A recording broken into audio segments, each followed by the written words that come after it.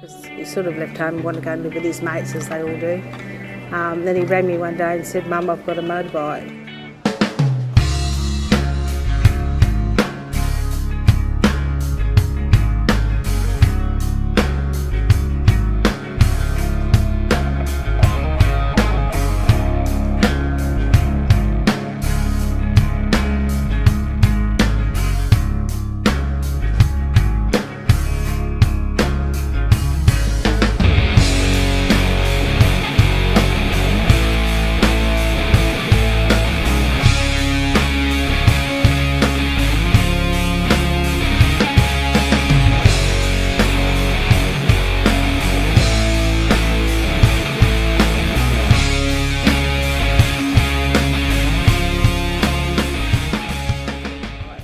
And I said, "Shane, I don't want to know about it. I don't want to know about it. Don't tell me you've got a motorbike." And then we got the phone call about the accident.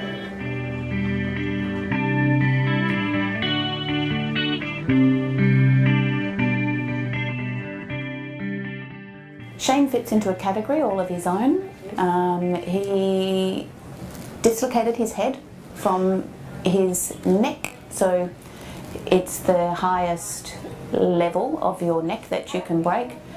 Luckily somebody was there to resuscitate him, otherwise he wouldn't have made it to hospital, and certainly he wouldn't be here today.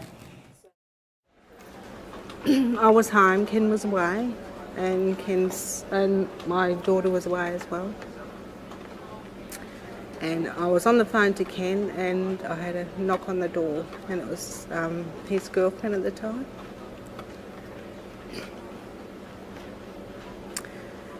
And I went to I said, "Oh, hi Carly." And she said, "Don't you know?"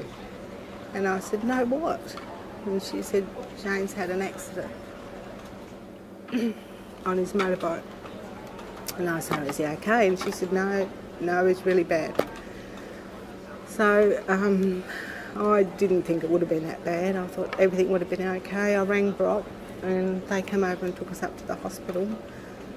And all the way I thought, "Oh, you know, it'll be okay. Everything's nothing. This sort of thing doesn't happen in our family. He'll be fine." And once we got up there and found out the situation, the doctor took us into the room and said, "Look, this is a horrific accident." He sort of explained it like Christopher Reeve's accident, but saying it was worse, and really didn't give us much hope. So we thought we were up there to say goodbye. Shane was never down in the dumps. He was always positive. You actually went into the room when he was here, and in fact you were immediately aware that even if it was a day when he wasn't clinically well, he was still bright, he was still endeavouring to communicate. I told my best friend, he and his partner, I told them, and I said, "I've met this guy and he's 28, and they said, 'Oh, how'd you meet?' I met him through TAFE, and you know, he's a good looking guy, and he, I don't know, probably made up that you did, well, you tell me your occupation is web design and stuff like that." So I had all these positive things to say about Shane, and I rattled off all this stuff, and they're like, "Oh yeah, it sounds really good." And they really keen for me to pursue him. And then I said, "Oh, and by the way, he's a ventilated quadriplegic and he can't talk." And they both sort of went, "Oh." And I was like, no, I said, "You can't do that. Don't hear the last bit and cancel everything else out."